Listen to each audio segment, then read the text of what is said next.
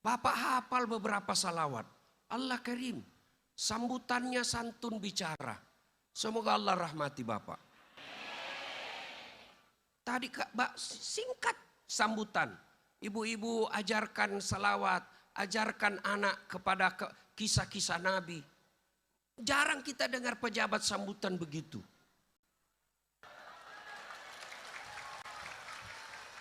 Meskipun ada yang menggelitik sedikit, katanya tadi ketua apa itu tadi banyak jabatannya. Satu yang Bapak tidak sebut. Istri saya mestinya bilang begitu. Ya kan? Dan ada kata-kata rasa-rasanya bilang, saya juga takut sama istriku. Sama kita Pak. Cuma bedanya kalau orang Melayu takut sama istrinya. Kalau orang Bugis tidak takut sama istri Pak. Cuma istrinya lebih berani.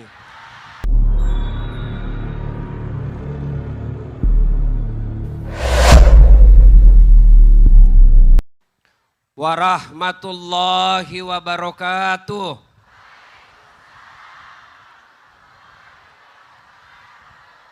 Alhamdulillah. Alhamdulillahi rabbil alamin. Wabihi nasta'inu ala umurid dunya waddin. Ashadu an la ilaha illallah. Wa ashadu anna muhammadan abduhu wa rasuluh.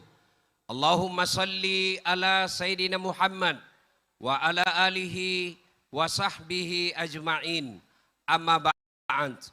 Faqad qala Allah subhanahu wa ta'ala fi kitabil karim. Bismillahirrahmanirrahim. Ya ayyuhalladzina amanu taqullaha haqqa tuqatih wa la tamutunna illa wa antum muslimun.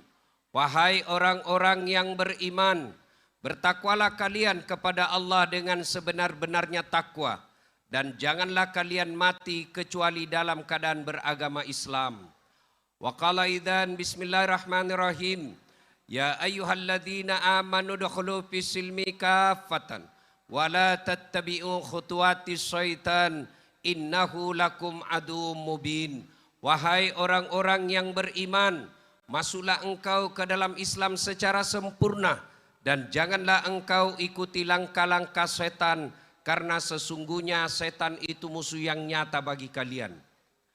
Dan di saat kita ceramah seperti ini, setan berusaha agar kita tidak dengar ceramah. Setan menggoda kita agar kita tidak dengar dakwah. Dibisiknya kita, tidak usah dengar ceramah, pegang HP-mu, pegang HP-mu. Sesungguhnya orang-orang yang pegang HP saat ini adalah kena golongan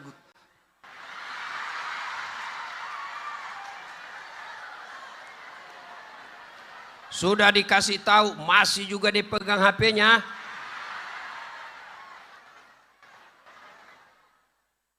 Simpan dulu HP-nya Bu. Yang pegang HP saya doakan suaminya kawin lagi. Baru dia simpan. Lebih takut suaminya kawin lagi daripada dibilangi temannya setan.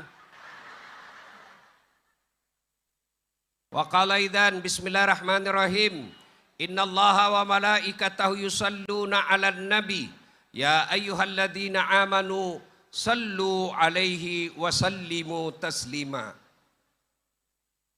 Sesungguhnya Allah dan para malaikatnya bersalawat kepada Rasulullah Muhammad sallallahu alaihi wasallam. Maka wahai orang-orang yang beriman, bersalawatlah kalian kepada Rasulullah dengan sebaik-baik salawat. Sadaqallahul adzim, maha benar Allah dengan segala firman-Nya. Bapak Ibu saudara-saudara sekalian, teristimewa yang kita hormati Bapak Gubernur Kepri, Bapak Haji Ansar Ahmad beserta istri yang insya Allah dimuliakan dan dirahmati oleh Allah Subhanahu wa Ta'ala.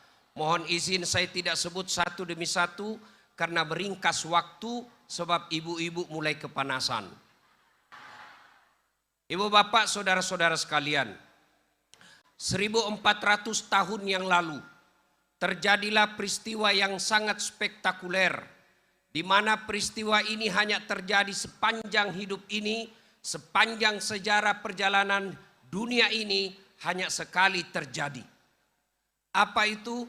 Diperjalankan seorang manusia pilihan dari Masjidil Haram di Mekah ke Masjidil Aqsa di Palestina, naik langit pertama sampai langit ketujuh, menuju ke Sidratil Muntaha, kemudian ke Sabaha, Mustawa, ketemu dengan Allah di aras, lalu kembali ke dunia.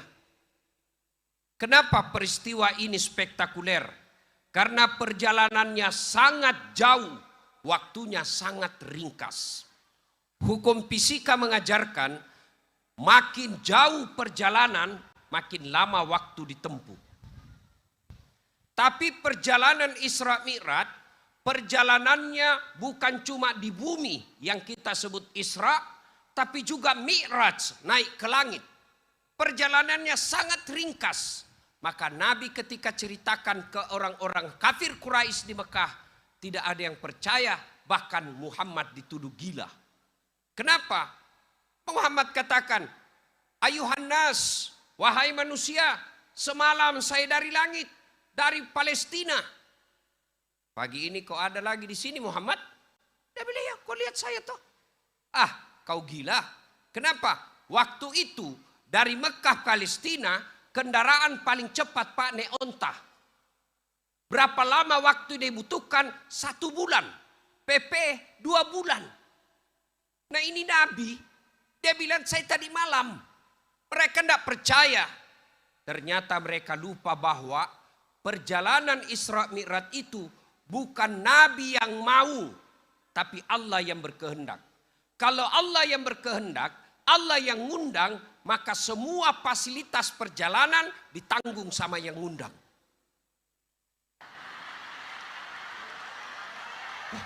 Memang ini ibu-ibu cepat mengerti. Saya diundang di Kepri. Tentu yang ngurus semua, mulai dari transportasi, akomodasi, konsumsi, amplop, tentu dengan isinya. Pak Gubernur, saya pernah salah menerima amplop Pak di Makassar. Buru-buru panitianya, dia kejar saya, panitianya MC Pak. Tunggu dulu Pak Ustadz. Kenapa dek? Tunggu dulu. Wih, dia kasih keluar amplop. Langsung kusambar ibu. Kan malu saya kalau lama-lama dilihat orang kan. Masuk kantong. Saya duduk di atas mobil. Saya bilang sama sopir saya, alhamdulillah dapat rezeki kita ini dek. Saya buka lah itu amplop saya. Astagfirullah. Salah kasih bu. Apa dia kasih saya? Susunan acara.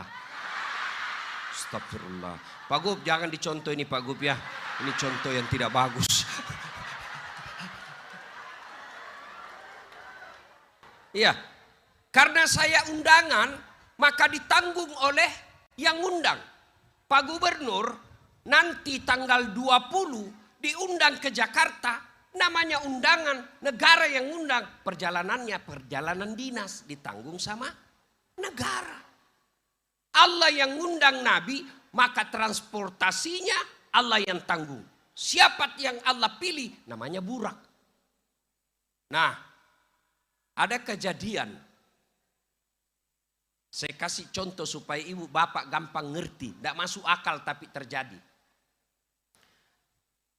Pagi-pagi saya ke Jakarta, diundang ceramah. Jam 6 berangkat tinggalkan Makassar. Sampai jam 8 pagi waktu Jakarta. Ceramah jam 10. Selesai ceramah sekitar jam 11. Balik ke Makassar jam 1. Tiba di Makassar jam 4 sore. Belum maghrib saya sudah ada di rumah. Saya gantung bajuku di kamar. Tanpa sepengetahuan saya, ada semut ikut di kantong. Keluar itu semut yang di kantong saya. Dia kumpulkan temannya sama-sama semut. Saudara-saudara sekalian bangsa semut. Baru saja saya datang dari Jakarta. Dia bilang temannya, jam berapa kau pergi bos? Dia bilang tadi pagi. lagi. Sore ada kau lagi di sini. Nggak masuk di akal, kau bohong. Baru kau saja keluar rumah, diinjak ke mobil truk. Nggak masuk akalku. Kata yang di kantong semut. Betul itu yang kau bilang, kalau saya yang jalan. Ini saya numpang di kantongnya Ustadz Das'ad. Dia naik pesawat. Saya nggak pernah keluar-keluar. Tapi betul saya dari Jakarta. Masuk akal nggak, Bu? Masuk akal nggak? Kalau ini semut mau jalan, nggak mungkin. Tapi dia numpang mujur di kantongnya Das'ad Latif. Dan sekarang di Indonesia, Bu, banyak kejadian tidak masuk akal tapi terjadi. Mau saya kasih contoh? Mau? Tapi jangan marah ya. Serius jangan marah ya. Bisa enggak orang kapling laut? Bisa enggak? Itu kan enggak masuk akal. Iya toh? Tapi terjadi. Ibu-ibu tahu Singapura? Tahu Singapura? Mana lebih besar Bintan? Mana lebih besar Bintan? Singapura beli pasir dari. Tapi tahu enggak? Negara paling besar memberi utang Indonesia siapa? Singapura. Masuk akal enggak? Masuk akal enggak? Enggak masuk akal, tapi terjadi. Guru besar di bidang hukum diangkat jadi pejabat hukum. Malah ditangkap melanggar hukum. Masuk akal enggak? Enggak masuk akal. Tapi terjadi. Iya toh? Iya toh? Ada kepala dinas.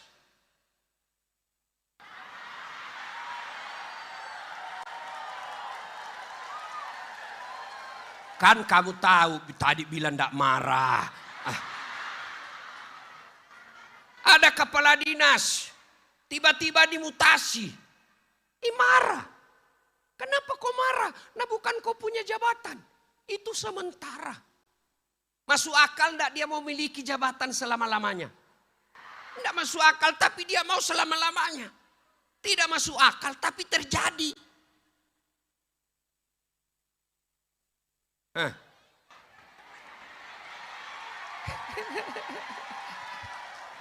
Sudah.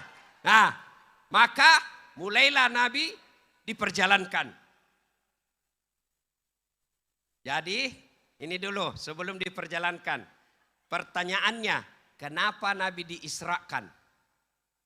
Kan itu kalau Bapak Ibu nulis skripsi ada namanya latar belakang masalah. Ya kan? Ini kalau ijazahnya Bapak Ibu asli.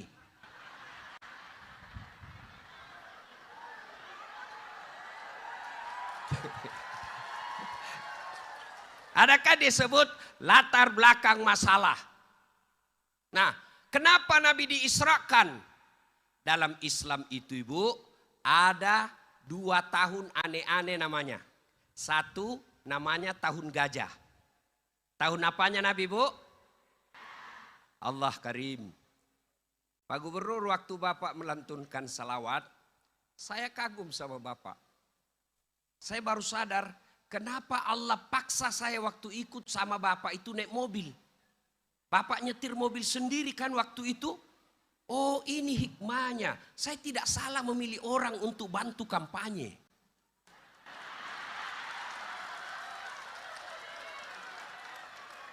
Waktu itu kan Bapak yang bawa mobil sendiri ngejar-acar. Oh, Bapak hafal beberapa salawat. Allah Karim, sambutannya santun bicara. Semoga Allah rahmati Bapak. Tadi singkat sambutan.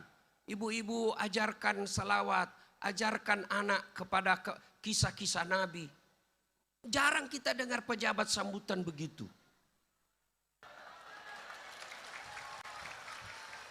Meskipun ada yang menggelitik sedikit, katanya tadi ketua apa itu tadi banyak jabatannya. Satu yang Bapak tidak sebut. Istri saya mestinya bilang begitu. Ya kan? Dan ada kata-kata rasa-rasanya bilang, saya juga takut sama istriku. Sama kita, Pak. Cuma bedanya kalau orang Melayu takut sama istrinya.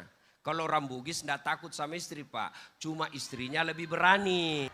Dia bilang istri saya, Pak Gubernur, hei Ustadz, di luar kau boleh singa mimbar.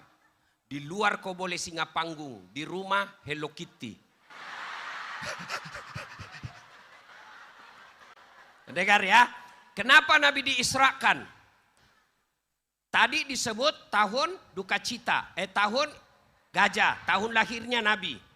Tahun Isra Mi'raj disebut tahun duka cita. Kenapa disebut tahun duka cita? Karena ada dua orang yang paling mencintai Nabi dan dicintai Nabi meninggal di tahun yang sama. Bayangkan, sama meninggal orang dua dicintainya. Khadijah dan Abu Talib paman beliau. Maka Nabi sedih ditinggal istri sampai Nabi bersabda, dengar ini ibu-ibu, bu, barang siapa seorang istri meninggal dunia, lalu suaminya berduka terus mengenang kebaikannya, itu ciri-ciri istri penghuni sorga. Misal ini bu ya, misal aja. Ibu duluan meninggal, misal. Tiba-tiba suamimu berduka, ya Allah. Terlalu cepat kau ambil istriku, ya Allah. 45 tahun mendampingiku, rasanya baru sebulan, ya Allah. Meskipun dia suka ngomel, ya Allah. Tapi ngomelnya itu yang membuatku betah di rumah. Ya Allah, aku sangat mencintai istri saya, ya Allah. Separuh jiwaku lenyap, ya Allah. Itu kalau begitu, itu ciri-ciri wanita penghuni sorga.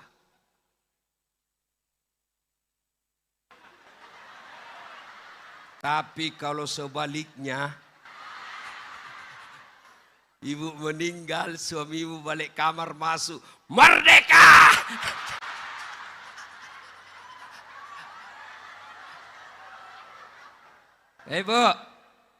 Bu, pesan pertama Isra Mi'raj, jadi istri yang soleha. Apa guna majelis taklim bertahun-tahun, 2 kali sebulan dengar pengajian kalau tidak punya akhlak kepada suami? Akhlak kepada suami, jangan pernah nada suara lebih kencang dari suami. Itu aturan agama. Tapi suamiku jelek, Ustaz. Ya takdirmu. Masa gara-gara jelek mukanya suamimu kamu mau kasar? Ya kenapa kau pilih? Tidak ada pilihan lain, Ustaz. Ya makanya kau hormati yang tidak ada pilihan lain itu. Ya bu, boleh marah sama suami, tapi tidak boleh nadanya kasar. Boleh marah sama suami, tapi tidak boleh memaki dan menghina. Karena beban suami di dunia sudah cukup berat buat menanggung ibu. Tanpa kau marah sekalipun, dia sudah terbebani hidupnya. Paling menjengkelkan itu istri kalau dikerjai suaminya. Kau pulang, cepat-cepat pulang. Tunggu dulu ibu, pulang kau cepat. Langsung dia matikan, baru dia astagfirullah. Nah, dia bayangkan dirinya semua ini. Bu. Ya, lain kali kita bahas soal istri yang soleha. Selesai pelantikan kita minta ibu Dharma Wanita kumpul-kumpul. Kita latih istri menjadi istri yang soleha. Supaya suaminya selamat pegang amanah. Bu, ini yang penting. Ipar.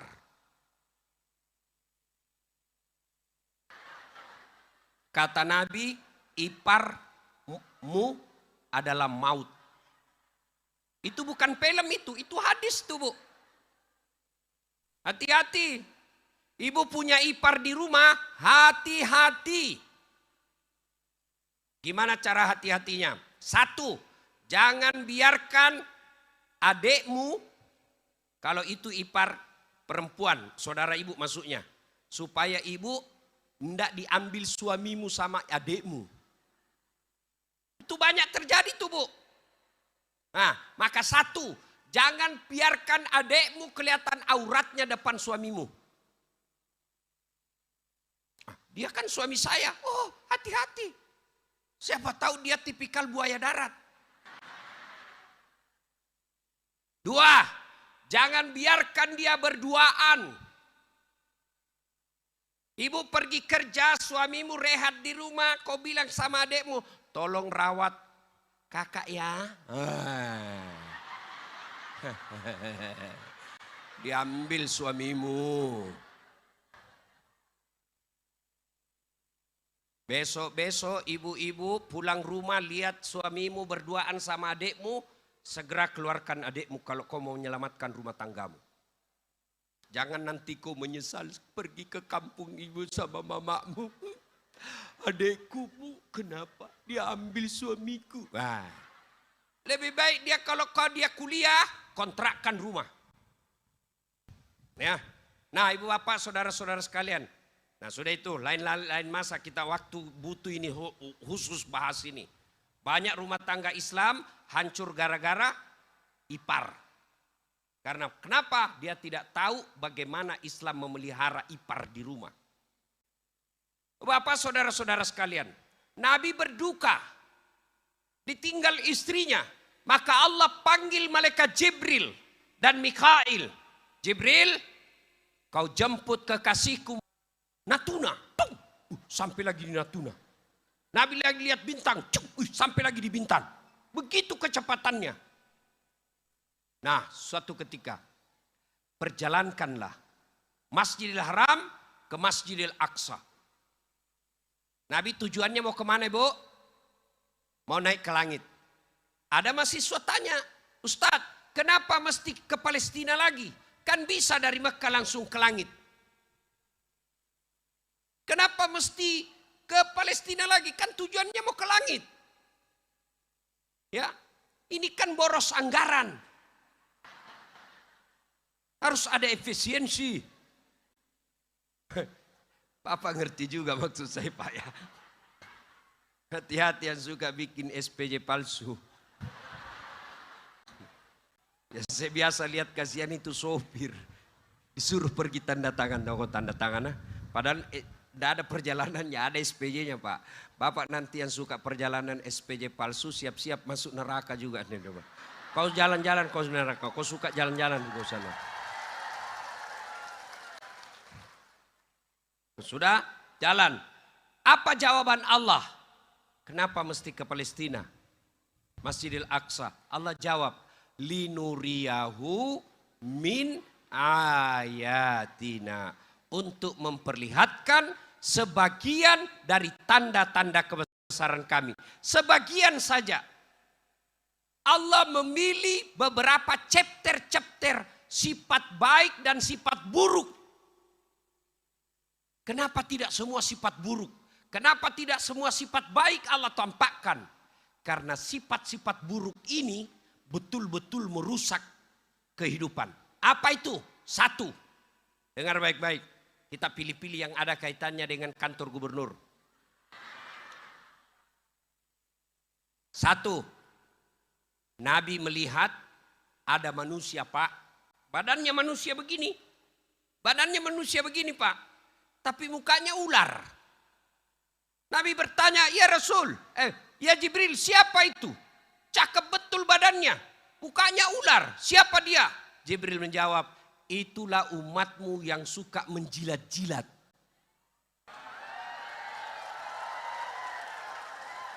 Cari-cari muka.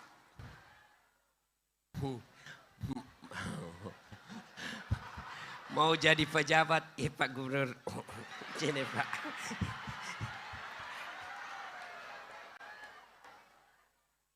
Pak, Allah sudah angkat derajat Bapak. Jangan terlalu menghinakan diri hanya untuk kekuasaan.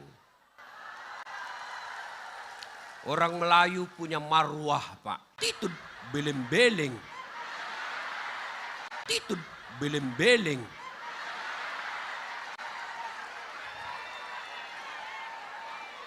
Cikampek, Tasikmalaya.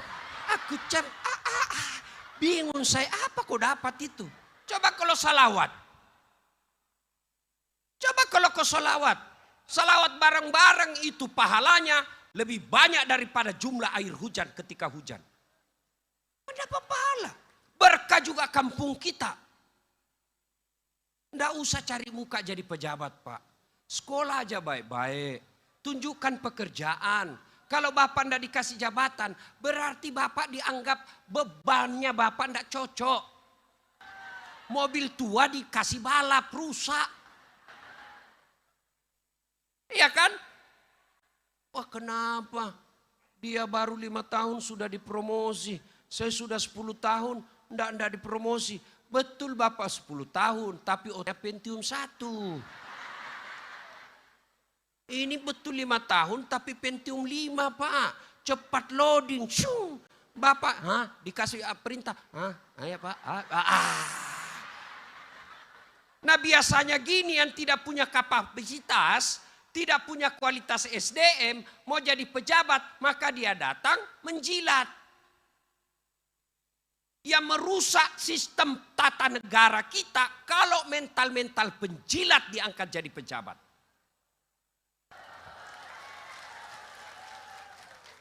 Dulu zaman Orde Baru ada namanya baper jakat. Kalian diangkat pejabat, ada sistematika strukturnya, ada jenjang kariernya. Kalau Bapak menjilat-jilat, maka Bapak nanti bisa masuk neraka gara-gara jilatannya Bapak. Ditolak sama suami, Pak Gubernur ngeleper ke ibu. Ini Bu, duduk Bu, suami saya kasihan Bu. Dah lah Pak, jangan menjilat. Ada lagi lihat oleh Nabi. Wah, badannya manusia. Tapi apa? Mukanya anjing. Ya Jibril, siapa pula itu muka anjing? Mereka yang suka menyogok dan disogok. Nah, kau ingatlah waktu pilkada kemarin lah. Yang sudah uang ambilannya caleg kasih kembali. Sudah habis Ustadz, kau datang minta maaf. Kalau dia maafkan kau, alhamdulillah. Kalau tidak, dia bilang maafkan tapi kasih kembali uangku, kembalikan. Ini kalau tidak, muka anjing nanti di akhirat.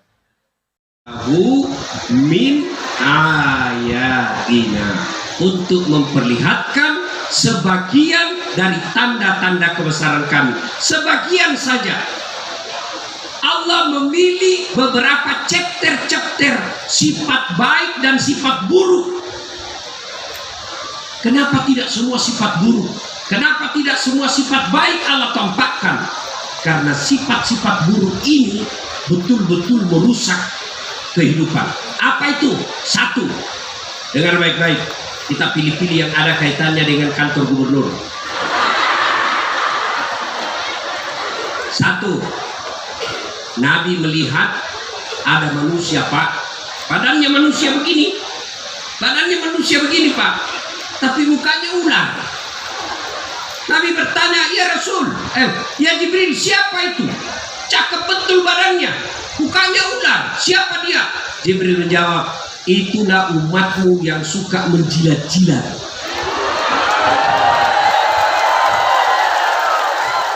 Cari-cari muka.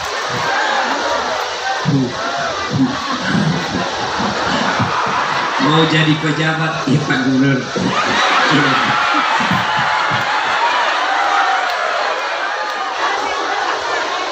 Pak, Allah sudah angkat derajat Bapak. Jangan terlalu menghinakan diri hanya untuk kekuasaan.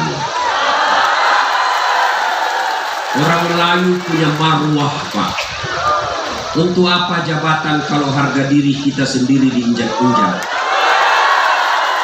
Ngapain kau kau teriak betul-betul dah bukan kau calon pejabat. Ini yang penting kita ini sekarang sedikit saja nih.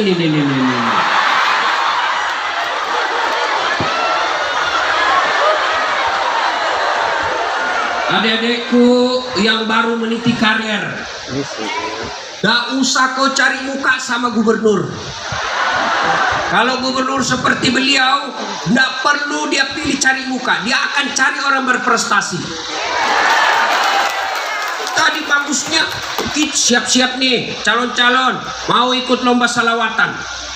Itu dong. Kenapa? Dia orang Islam, wajar dong dia lomba salawatan. Yang tidak wajar lomba dangdutan.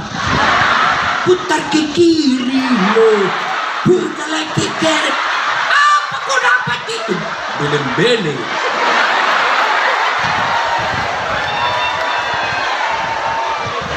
Cikampek, Tasikmalaya. Aku bingung saya, apa kau dapat itu? Coba kalau salawat. Salawat bareng-bareng itu pahalanya lebih banyak daripada jumlah air hujan ketika hujan. Kenapa pahala? Berkah juga kampung kita. Nggak usah cari muka jadi pejabat, Pak. Sekolah aja baik-baik. Tunjukkan pekerjaan. Kalau Bapak nggak dikasih jabatan, berarti Bapak dianggap bebannya Bapak nggak cocok. Mobil tua dikasih balap, rusak. Iya kan? Oh kenapa? Dia baru 5 tahun sudah dipromosi. Saya sudah 10 tahun ndak dipromosi. Betul Bapak 10 tahun, tapi otaknya Pentium 1. Ini betul 5 tahun, tapi Pentium 5 Pak. Cepat loading. Bapak, dikasih perintah. Ayo Pak. Nah biasanya gini, yang tidak punya kapasitas, tidak punya kualitas SDM, mau jadi pejabat, maka dia datang menjilat. Yang merusak sistem tata negara kita kalau mental-mental penjilat diangkat jadi pejabat.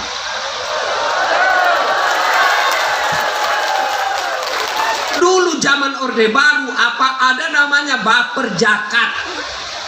Kalian diangkat pejabat, ada sistematika strukturnya, ada jenjang kariernya. Kalau Bapak menjilat-jilat, maka Bapak nanti bisa masuk neraka gara-gara jilatannya Bapak. Ditolak sama suami, Pak Gubernur ngeleper ke ibu. Ini bu, suami saya kasihan bu. Dah lah Pak, jangan menjilat. Ada lagi dilihat oleh Nabi, wah badannya manusia, tapi apa? Mukanya anjing. Ya Jibril, siapa pula itu muka anjing? Mereka yang suka menyogok dan disogok. Nah, kau ingatlah waktu pilkada kemarin lah, yang sudah uang ambil uangnya caleg kasih kembali. Sudah habis Ustaz, kau datang minta maaf. Kalau dia maafkan kau, alhamdulillah. Kalau tidak, dia bilang maafkan tapi kasih kembali uangku, ya kembalikan. Ini kalau tidak, muka anjing nanti di akhirat. Ada pula badannya badan manusia, tapi mukanya apa? Tikus. Siapa muka tikus? Jibril. Mereka yang suka ngambil uangnya orang, mereka yang suka ngambil barang-barang negara. Nah ini kantor pemerintah ini banyak juga. Suka ngambil printer, kertas 2 rim. Ada renovasi kantor, dia ambil atapnya. Nah itu Pak, Bapak nanti itu siap-siap. Sebelum Bapak wafat masih ada pintu harapan tobat. Kasih kembali barang-barang kantor Pak. Selama Bapak tidak kembalikan, Bapak disuruh pikul nanti di padang mahsyar lewat security. Wah, ternyata Bapak yang ambil, saya yang dipecat. Hati-hati Pak. Jadi mulai besok kembalikan kantor Pak. Sudah ditulis ada di situ kantor.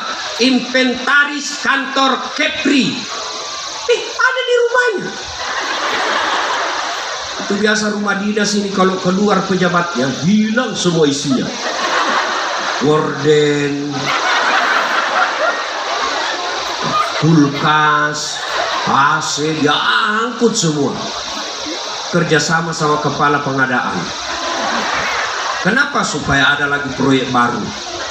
Hati-hati Pak. Bapak tidak seberapa keuntungan, tapi akhirat menunggu Bapak. Ini maknanya Israelirat tidak enak didengar, tapi Bapak harus dengar. Begitulah cara saya mencintai Bapak. Banyak yang dilihat, tapi ada juga sisi baik. Apa yang sisi baik Allah perlihatkan kepada Nabi? Ada manusia menanam satu biji. Hebatnya, begitu dia tanam, langsung muncul, tumbuh. Hebatnya lagi, tak langsung berbuah. Hebatnya lagi, dipetik buahnya, muncul buah baru. Tanam, langsung panen. Allah Karim. Ada di Kepri begitu, Bu. Tanam langsung panen. Di kampung saya, tanam gagal panen.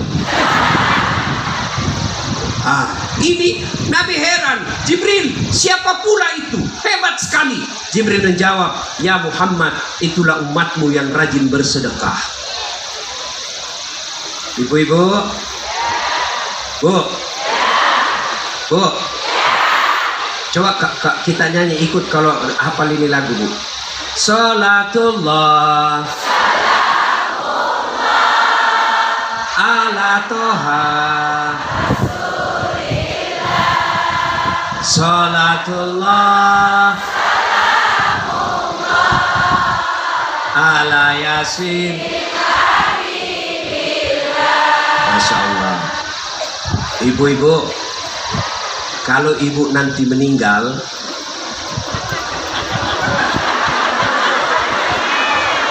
bapak-bapak kalau gitu, bapak-bapak,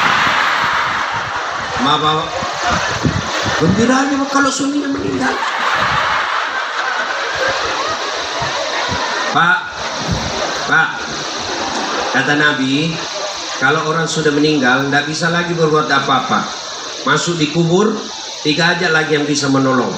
Satu di antaranya, sedekah jariah. Sedekah jariah.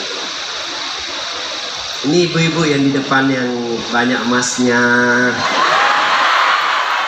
banyak ya perhiasan-perhiasan mewah. Kalau ibu meninggal besok-besok, ibu, siapa yang pakai kira-kira itu perhiasannya, Bu? Anak teh, istri kedua. Begitu ibu meninggal, menangis suamimu. Ini cincin kamu. Dia kasih keluar itu cincinmu. Nggak mau keluar, dikasih sabun. Sudah itu dia ambil lagi kau punya gelang. Ini dulu ulang tahun pernikahan kita yang kelima itu. Ambil nih, keluar lagi tuh. Dia ambil lagi kau punya kalung. Ini waktu kita umroh saya belikan kau emas Dubai. Dia ambil lagi antingmu. Ini dulu waktu saya belikan kamu, waktu saya dapat kenaikan pangkat ini. Dia bungkus. Nangislah, simpan baik-baik di lemari. 3 bulan kemudian ketemu teman SMA-nya. Ya lama tak ketemu. Iya, gimana kabarmu? Baik. Mana suamimu? Saya sudah janda. Oh, saya juga sudah duda. Bagus dong.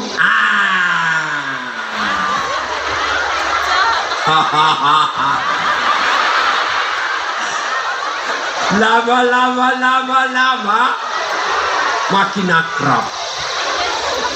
Itu tadi yang dia bungkus rapi emasmu, diambil kembali. Dia bawakan si janda. Ini hadiah untuk kau. Mantan istriku punya tapi sudah mati. kau pakailah sebagai pinangan saya. Daripada diambil dan dipakai istri kedua emasmu, Bu,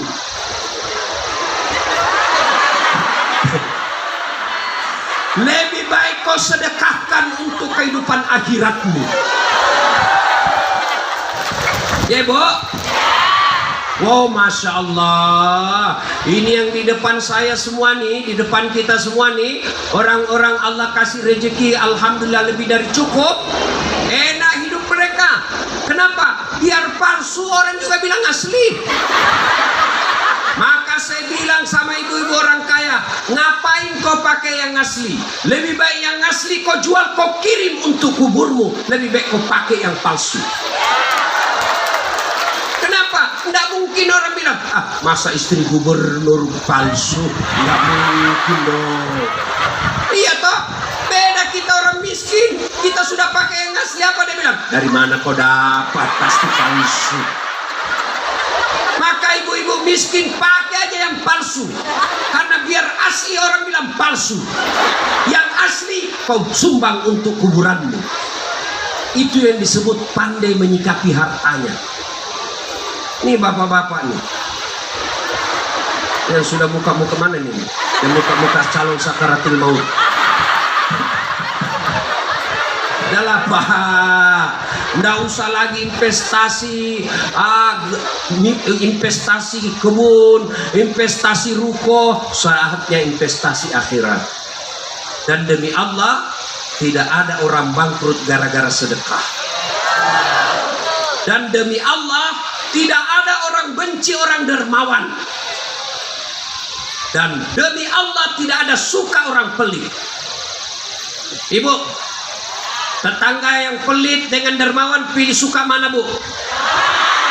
Mantu yang pelit atau dermawan suka mana, Bu? Teman yang pelit atau dermawan suka mana, Bu? Tuh, tidak ada yang suka orang pelit.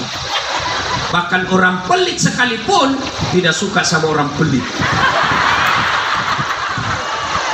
Nah, sekarang apakah sedekah itu harus selalu duit? Tidak. Apa sedekahmu? Para ASN kantor Kepri, kerjalah kau dengan baik, itu sedekahmu.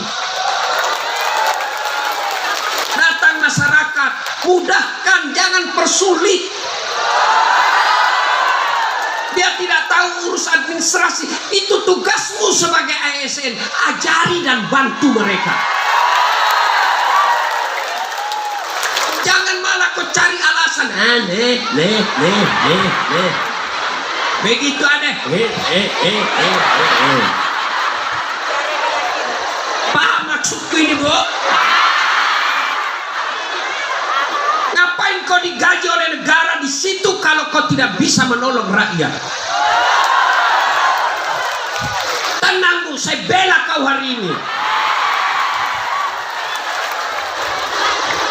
Nah, ibu bapak, saudara-saudara sekalian, sedekah banyak yang dilihat oleh Nabi, tapi waktu yang terbatas.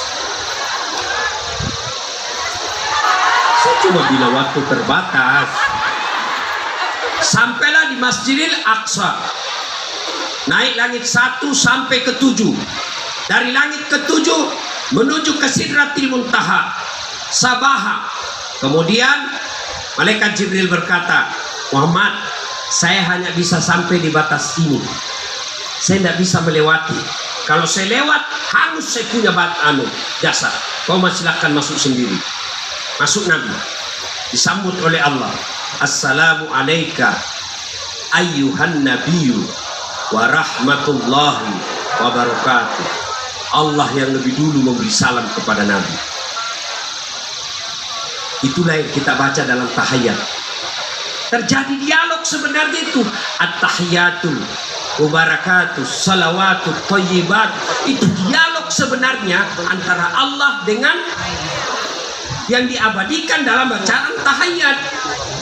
Namanya dialog. Saya bicara, ibu diam. Ibu bicara, saya dengar, diam. Itu namanya dialog. Assalamu alayka ayyuhan nabiyyu wa rahmatullahi wa barakatuh. Nabi menjawabnya, assalamu alaina wa ala ibadillahi salihin, ashadu an la ilaha illallah. Allah lalu menjawabnya, wa ashadu annaka ya Muhammad wa Rasulullah. Itu dialog, saling memberi kesempatan berbicara. Berarti kalau saya bicara, ibu juga bicara, itu bukan dialog. Apa namanya? Bertengkar. Adakah orang sholat bertengkar? Ada. Nah, bagaimana? Atahiyatul barakatuh salawatu thayyibatullah assalamualaikum ayyuhan nabiyyu assalamualaikum assalamualaikum. Itu kau bukan dialog dengan Allah, tapi kau bertengkar. Ada orang sholat terlalu cepat. Allahu Akbar, Assalamualaikum. Biasanya ini sholatnya ajudan kalau dipanggil gubernur.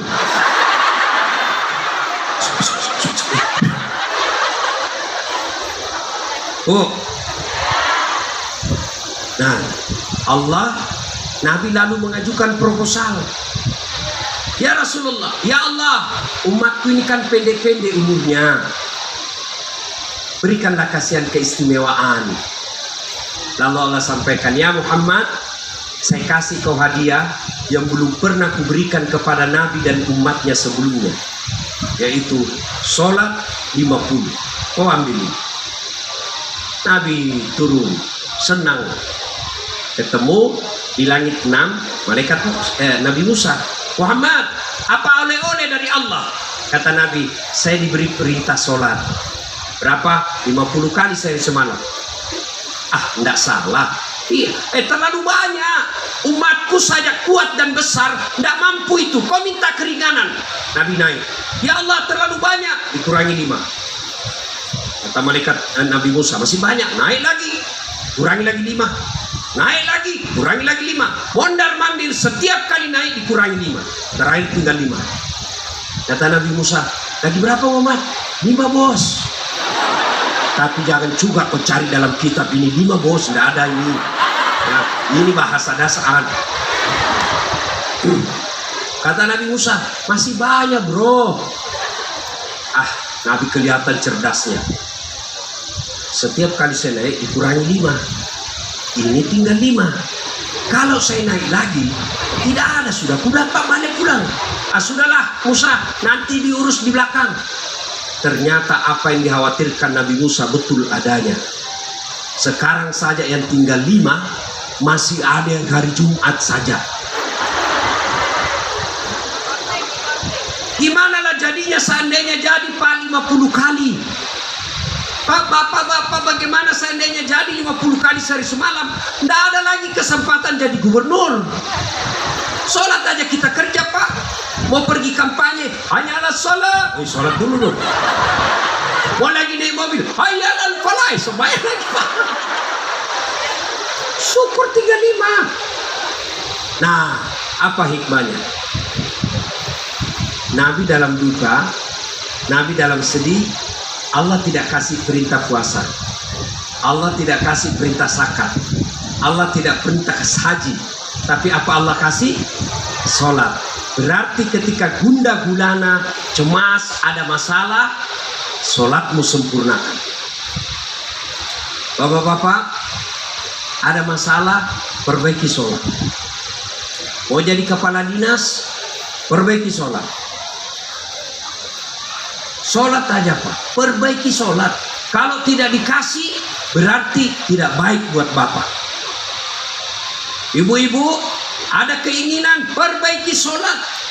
Kenapa suamiku suka kasar ke saya? Pasti suamimu tidak sholat. Kenapa anak saya kok tidak nurut? Pasti anakmu tidak sholat. Tidak mungkin Allah sengsarakan hidupnya orang yang baik sholatnya. Tidak mungkin. Saya kasih contoh. Siapa yang punya dunia? Siapa yang punya dunia? Allah. Berarti mustahil dunia dalam genggaman kalau yang punya dunia kita jauhi. Contoh, saya datang ke Kepri. Itu sampai saya di Batam. Pak Gubernur, saya lagi ada di Batam nih, kasihan. saya mau pergi keliling-keliling cari orang Bugis, tapi tidak ada mobilku Pak Gub. Pak Gub katakan, tenang Pak Ustadz, cuma saya lagi di Jakarta, tapi tidak usah cemas. Pak Gubernur telepon ajudan. Ajudan, siap Pak Gubernur. Itu ada Dasat di Batam, tolong urus kendaraannya. Siap Pak. Tolong kasih mobil yang baik, isi bensin, full tangki, jangan lupa kasih pembeli oleh-oleh.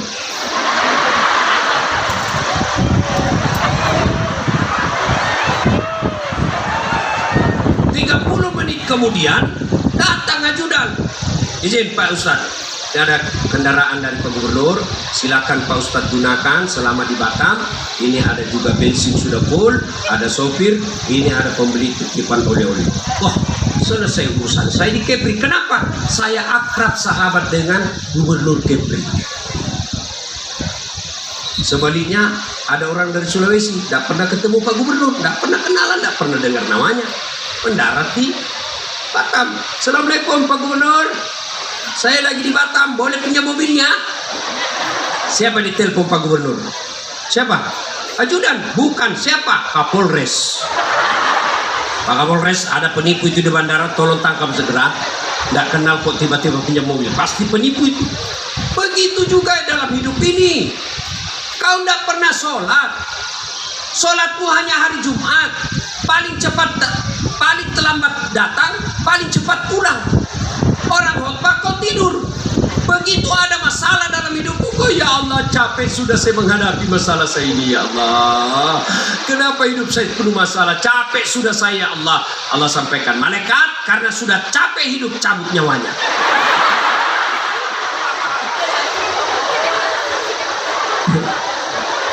Jadi Bu, perbaiki aja sholat. Ada masalahmu, pasti sholatmu tidak beres. Mana ada orang tidak ada masalahnya dalam hidup ini. Saya kasih lagi contoh soal sholat. Ini Pak Gubernur punya ajudan. Coba kalau Pak Gubernur panggil ajudan, ajudan, itu ajudan biar lagi duduk makan kacang langsung lompat. Ya Pak Gubernur, kalau perlu dia makan dengan sisi itu. Cepat. Siapa perintah Pak? Iya toh? Pak Gubernur paling 10 tahun. Begitu takutnya ajudan. Kira-kira ada nggak ajudan dipanggil sama Pak Gubernur? Ajudan, tunggu dulu Pak Gu. Hei ajudan, Bapak nanya saya sibuk. Mana kau ajudan? Mana kau ajudan? Lalu kenapa ketika Allah yang panggil kamu? Hayya 'alas shalah. Apa jawaban kita? Tunggu. Hebatnya gubernur aja pernah berani bilang tunggu. Kenapa Tuhanmu? Tunggu. Kurang ajarnya lagi. Dari subuh dia suruh tunggu sampai Isa tidak datang-datang. Pantas 30 tahun kau jadi pegawai tidak bisa lepas dari kredit.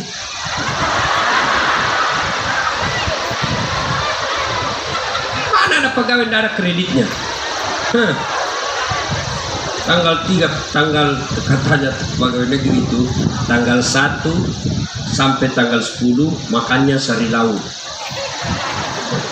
Tanggal 11 sampai tanggal 20 agak turun sedikit sari mie.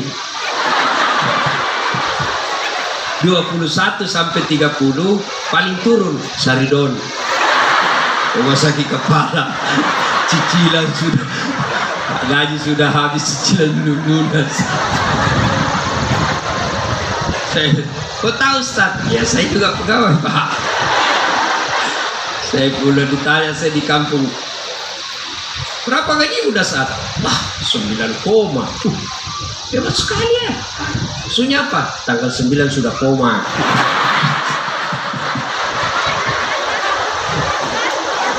Ayo, saudara-saudara sekalian, kalau mau hidupmu lebih nyaman, perbaiki sholat. Pak Gubernur aja tidak berani kau bilang tunggu, masa Allah yang memberimu segala-galanya kau suruh tunggu? Sholat aja, gampang bagi Allah menyempurnakan hidupmu. Ustaz, saya sudah sholat, kok hidupku susah? betul kau susah karena sholatmu tidak ikhlas.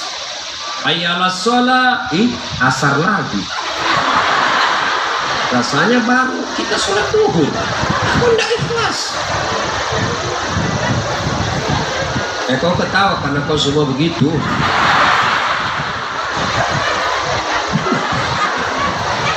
Saya sholat Ustaz, betul kau sholat tapi tidak sempurna wudumu. Gara-gara apa? Pick up. Karena terlalu tebal airnya wudunya ibu-ibu.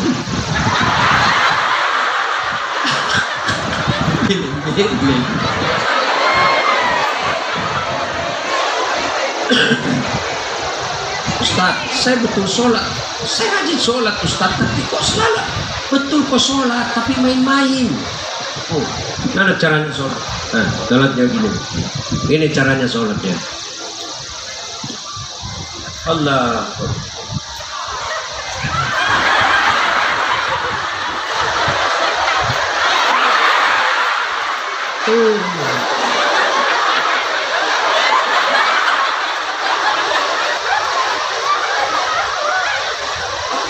Sholat gak semangat betul.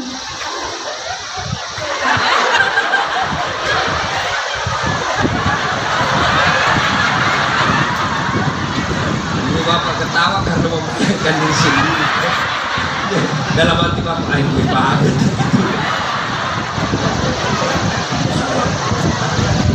Sholat bukan ingat Allah, tapi apa? Ingat duit. Allahu Akbar. Allah. Tadi duit saya 200 ribu, beli pulsa 100 ribu, beli bensin 50. Mana yang 50 ya? Mulai diperiksa semua itu kantongnya.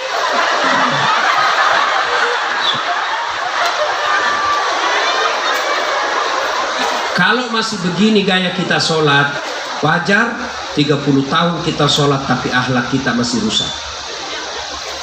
Tidak mungkin Allah sampaikan dalam Quran inna sholata tanha anil fasya wal munkar kalau memang itu tidak betul. Maka ibu bapak saudara-saudara sekalian, ketika ada gundah gulana, perbaiki sholat. Ada masalah, perbaiki sholat. Dan demi Allah tidak ada orang tidak ada masalahnya. Coba lihat Pak dalam hidup ini. Waktu kita sarjana apa masalah kita? Kita mau sarjana. Sudah sarjana apa masalah kita? Mau jadi pegawai negeri. Sudah jadi pegawai negeri. Apa masalahnya selesai? Tidak. Apa? Mau juga kita jadi kepala bagian. Sudah jadi kepala bagian selesai masalahnya? Enggak Pak. Mau jadi kepala dinas. Sudah kepala dinas selesai masalahnya? Makin besar masalahnya. Mau jadi sekda. Sudah jadi sekda selesai masalahnya? Enggak Pak. Mau jadi wali kota. Sudah jadi wali kota selesai masalahnya, mau 2 periode. Sudah 2 periode selesai masalahnya, mau jadi gubernur. Sudah jadi gubernur, ditangkap KPK. Tidak ada masalahnya. Ini yang lagi ceramah Bu. Ibu pikir tidak ada masalah saya. Masalah saya paling banyak Pak. Kadang-kala ditipu. Ini cuma 2 jam Ustaz perjalanan paling lama. Tahu-taunya 9 jam. Kenapa kau bilang cuma 2 jam? Karena kalau saya bilang 9 jam Ustaz tidak mau datang. Di tengah jalan saya ditinggal mobil Pak Gubernur. Pernah saya Pak. Di tengah jam 1 dini hari. Jadi mobil itu mobil Land Cruiser tinggi kan. Sopirnya turun, saya bahkan tidur, saya di barisan kedua, saya tidur. Begitu saya tidur, kenapa mobil singgah? Saya lihat, oh sopir singgah kencing. Dia turun sebelah kanan, saya turun juga lah, saya kencing juga. Saya turun sebelah kiri.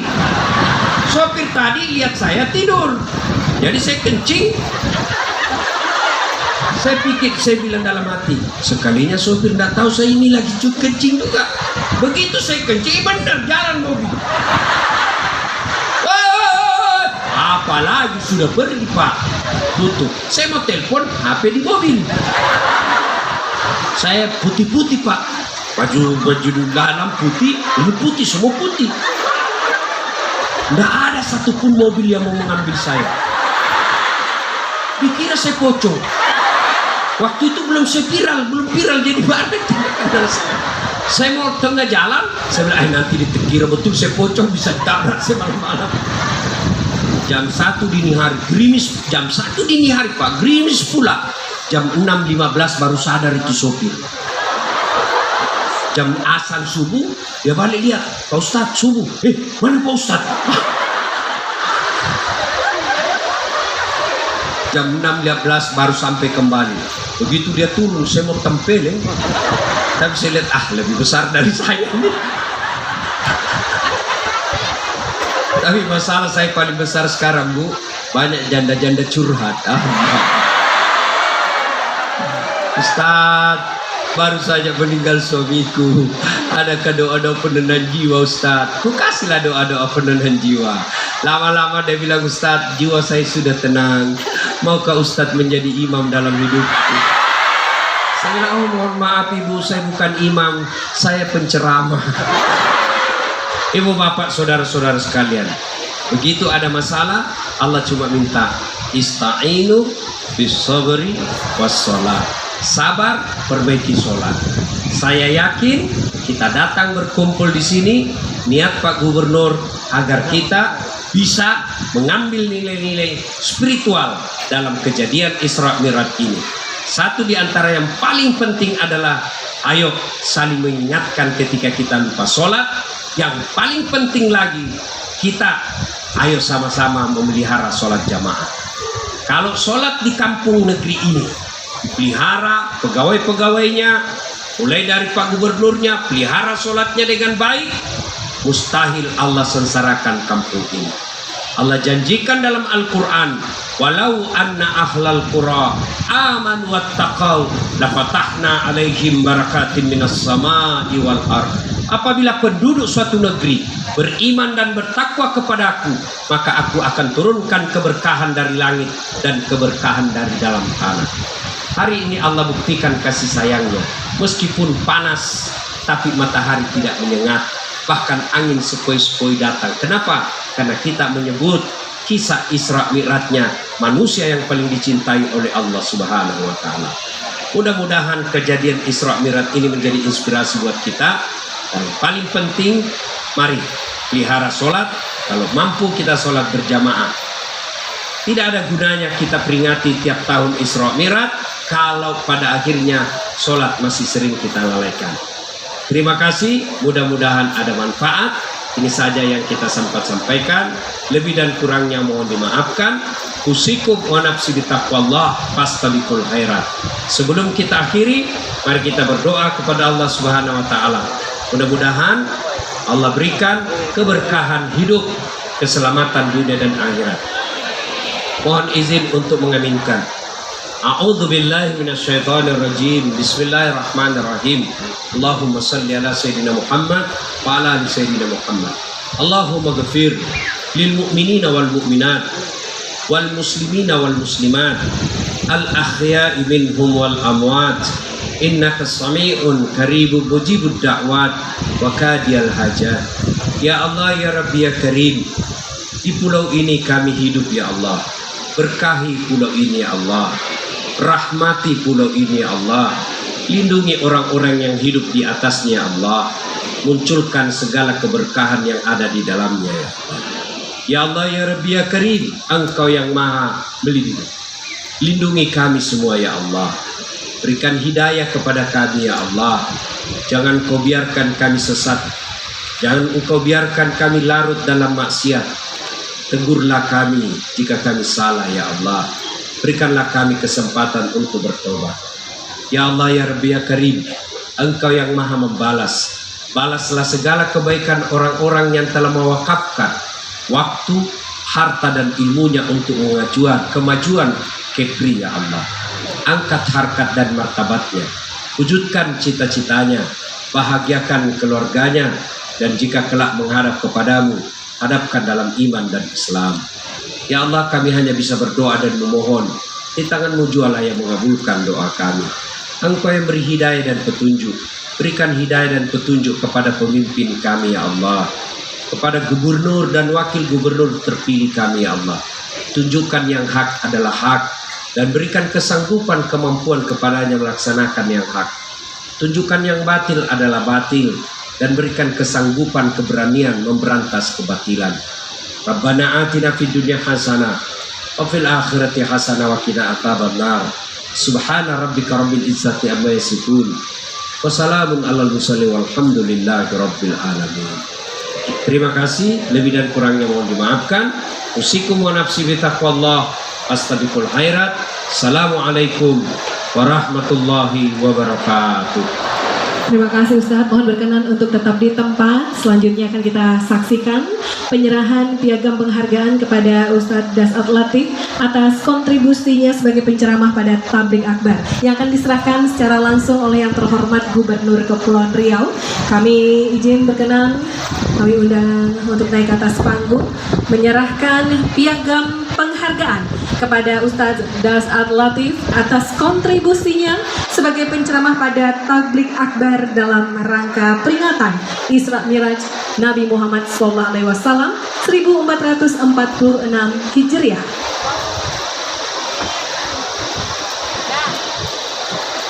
Boleh berikan tepuk tangan Bapak Ibu. Baik, terima kasih. Izin berkenan kembali ke tempat.